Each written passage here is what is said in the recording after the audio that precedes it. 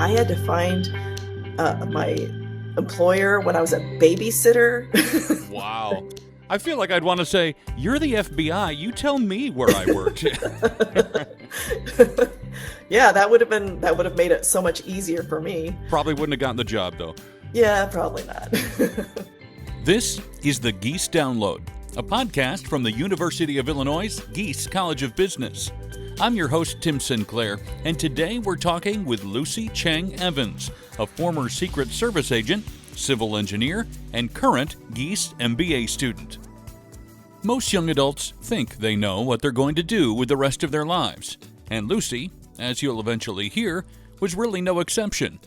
The thing is, life rarely works that way. So many variables can end up changing the trajectory of what once seemed like a clear path. Sometimes it's the economy that forces a detour, or an opportunity, or a marriage, or a divorce. And for Lucy, it was all of the above. I started off in college with no major. I went to Lewis and Clark College in Portland, Oregon my freshman year, and I thought, okay, I'll just do business or economics of some kind. And I actually did not enjoy my first year at Lewis and Clark. So my sophomore year, I transferred to the University of Southern California. And this is the 90s, and the economy wasn't doing so well. And having grown up in a modest home, I wanted to make sure that I was comfortable in, economically. So I chose to major in engineering, civil engineering, because that's actually the background of both of my parents. I didn't actually like engineering. I struggled my first year, but I almost failed out of physics, but I battled my way back, and I actually thought, well, I don't like engineering. Maybe I will switch to being a business major. And I talked to the business school, and they said, you are going to graduate in about 5 years. If you, it's setting you back pretty far. So I thought, okay, well, I'll stick with engineering. I'll just gut it out. So I stuck with civil engineering. First of all, I had the next 30 years planned for myself. I knew that I had a career, I had a trajectory with this company that I was working for, but I kind of wanted more out of life. And so I started toying around with different ideas, like just being a small business owner of a tea house. I threw that in there. Just weird things popped into my head. And I was spending lunch with a fellow engineer, and one of his friends came up to us and said, hey, I'm about to finish up with the hiring process in the FBI. And I thought, well, that's weird. We're all engineers here. I don't know why I don't understand this. And he said, hey, yeah, they're recruiting engineers right now. There aren't enough quant people in the bureau. So he said, call them up, see for yourself, and you can find out more. Lucy did call them, of course, and started what would be a long and winding journey toward working for the government.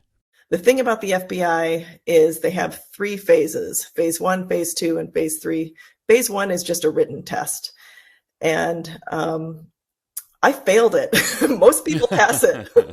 I failed it. And I was devastated because with the FBI application process, if you can only fail one test once. So like phase 2 is a panel interview. So let's say you failed phase 1. If you fail phase 2, you never get to apply ever again. So I thought, okay, I got to retake the phase 1 test. They make you wait 1 year before you're even eligible to take the test again. And so I had to wait my 1 year, and then they had a hiring freeze. So I couldn't even take the test for, I think, almost 2 years.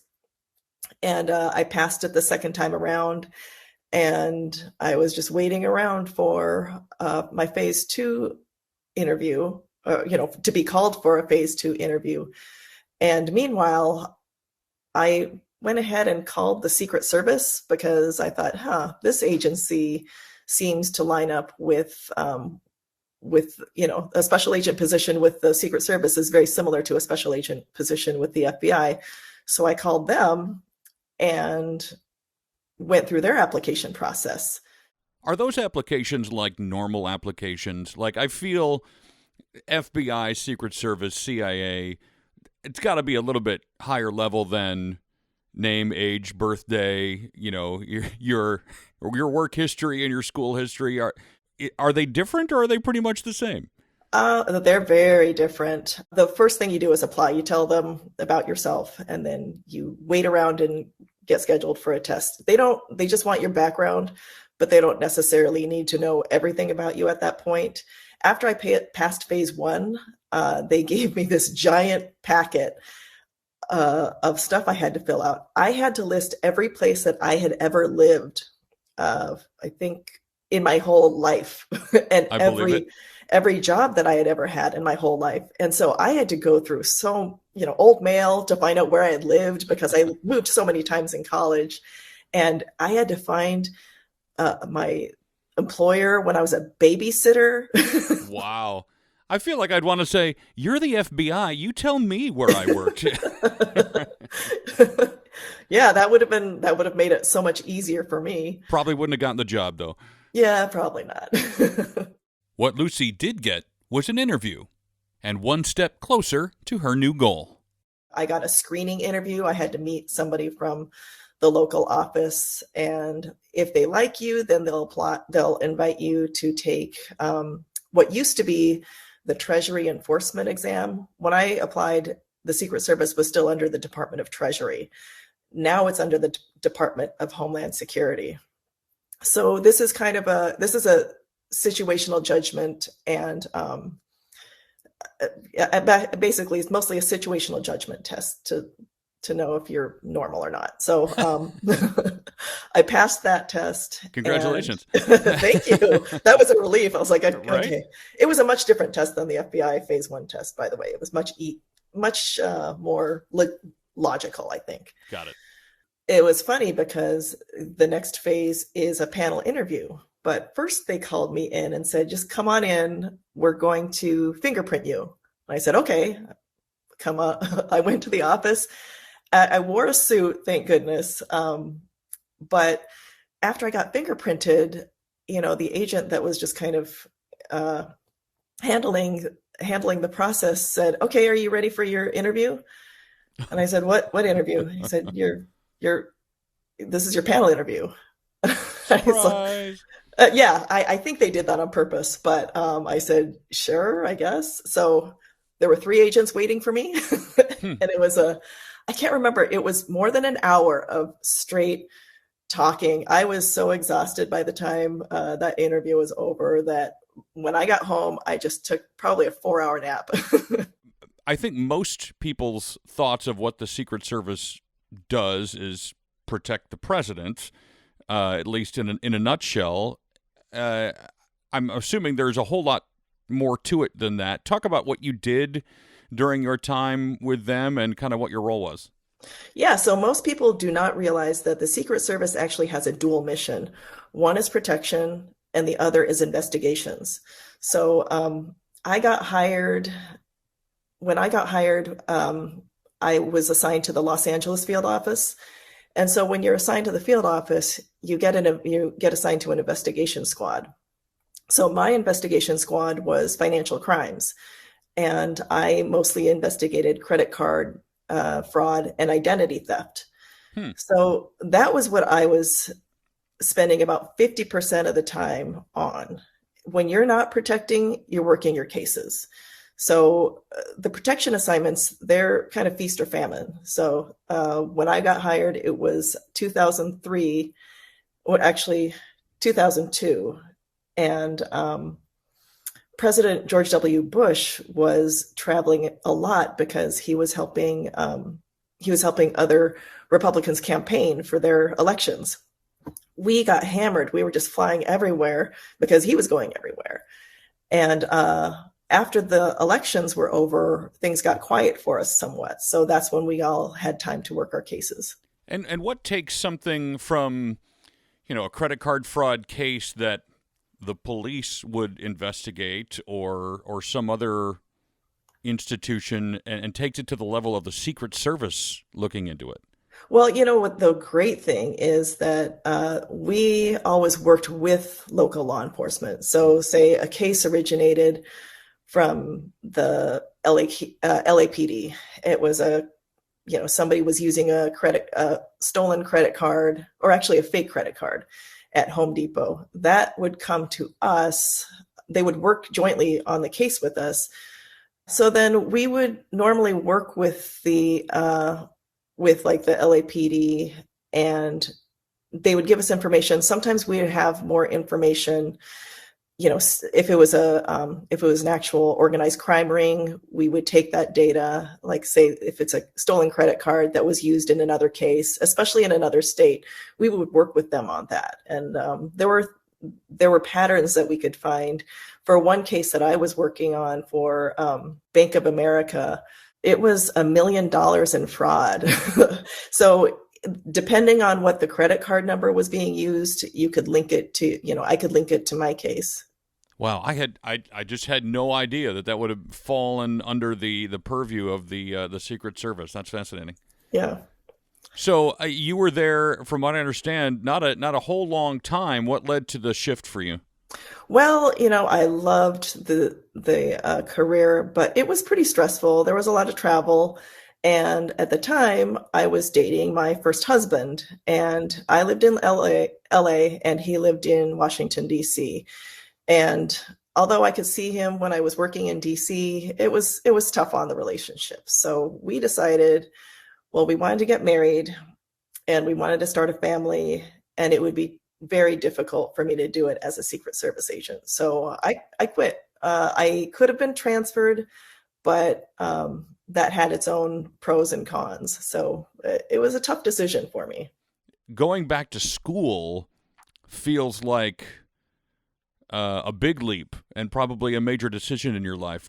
Talk me through kind of what led to that and why you ultimately decided to jump back in at Illinois. After I left the workforce, we had 3 kids, and we moved from Washington, D.C. to Chicago.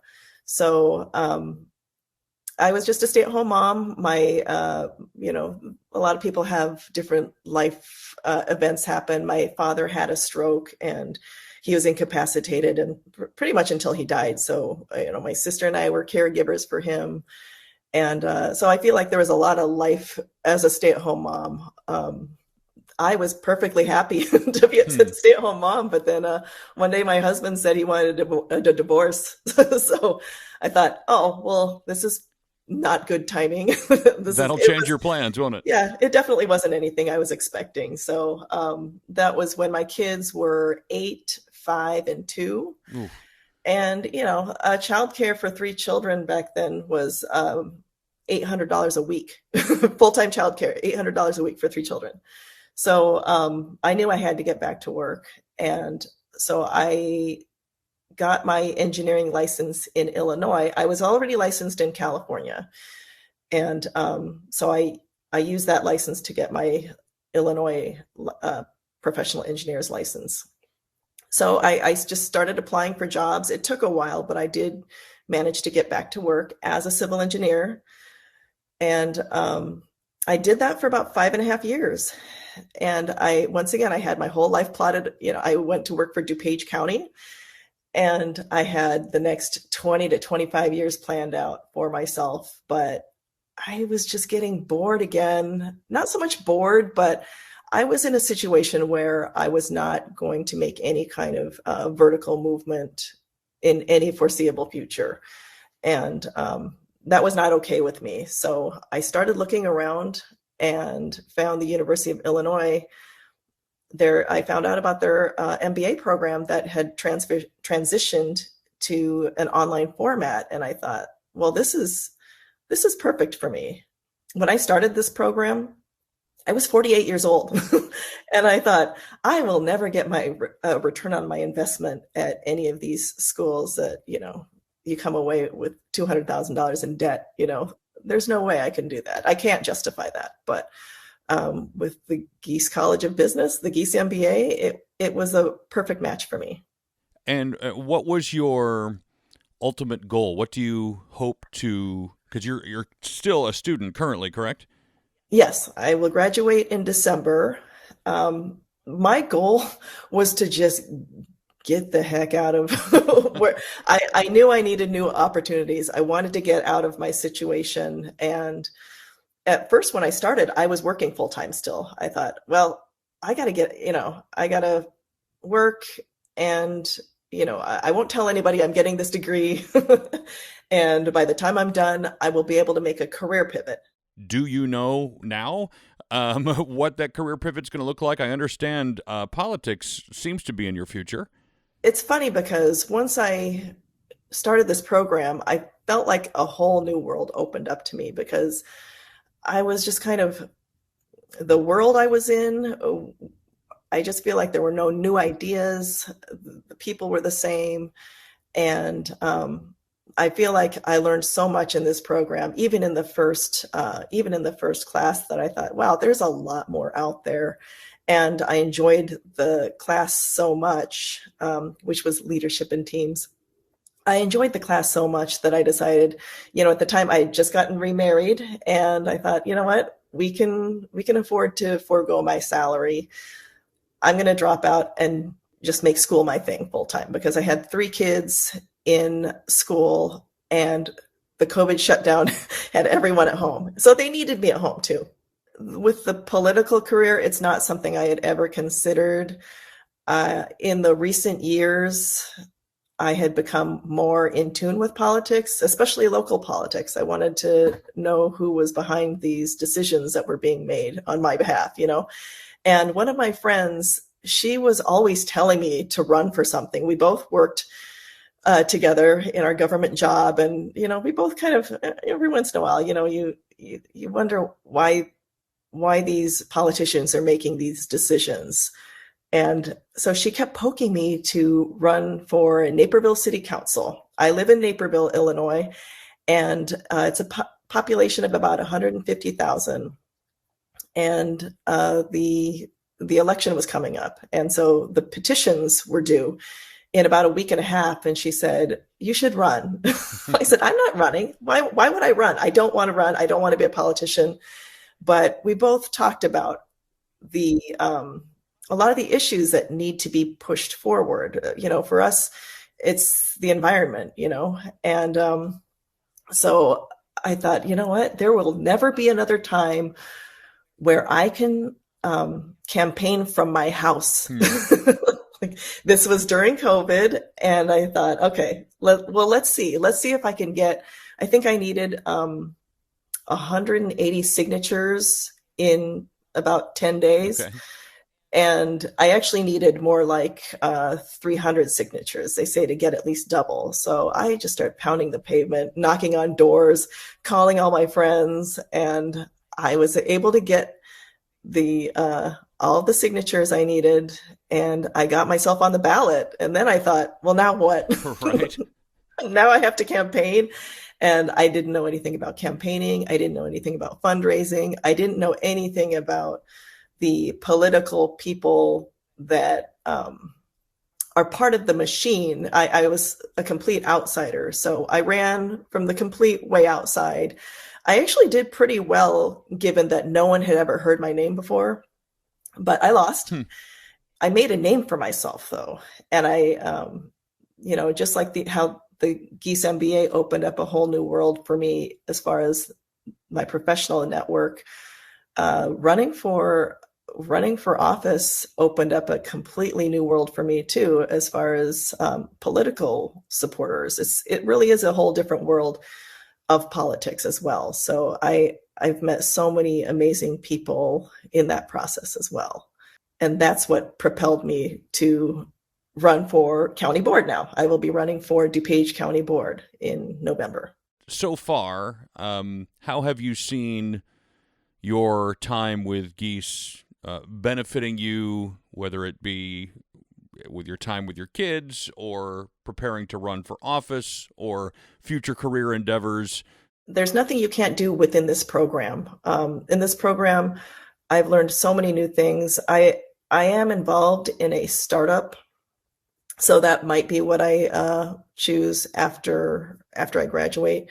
But there are so many opportunities out there. The degree is what you make it. Some people might be more hesitant to engage with their fellow classmates, but I kind of jumped in because I thought, I'm 48. I'm not going to go to work for some consulting firm right off the bat, like a 25-year-old. I have a lot of different experience to bring to the table. So I think I have to network in a different way and make my job search more purposeful. I need to make sure that my personal goals align with whatever career trajectory that I take next. I am coming up on, by the time I graduate, it will be 3 years and I still haven't decided, but it's not because there are no options. It's because there are so many options. And I want to be, I have the luxury of being choosy about what I do next. So it's going to depend on whether or not I win this election. And then from there, I'll make a more solid decision. The key for Lucy, like so many others, is having options. It's building an educational base so wide and so solid that she's equipped to take her next leap, no matter what life throws her way next. Be sure to join us for the next Gies Download. In the meantime, you can learn more about the Gies College of Business at giesbusiness.illinois.edu.